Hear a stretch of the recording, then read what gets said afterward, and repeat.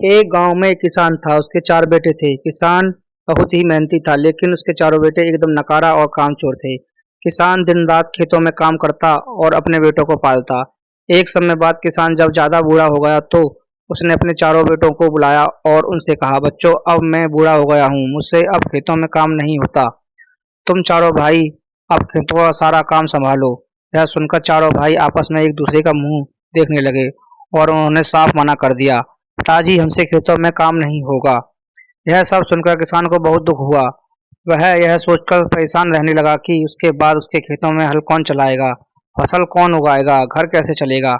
एक दिन किसान जब आराम कर रहा था तो उसको एक तरकीब सूझी। उसने अपने चारों बेटों को बुलाया और कहा, बच्चों, अब मैं तुम्हें एक राज की बात बताने जा रहा हूँ, जिससे तुम सब ध्यान से सुनो।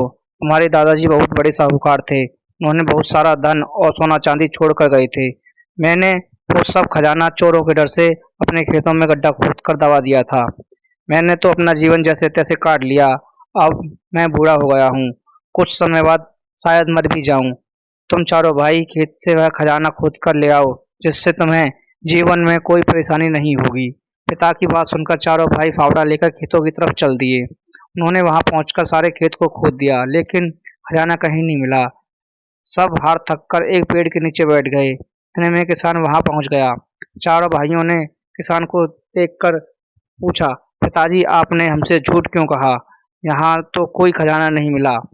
किसान ने कहा, मैंने तुमसे कोई झूठ नहीं कहा। जब तुमने खेत को खोद ही दिया है तो इसमें गेहूं की फसल बो दो।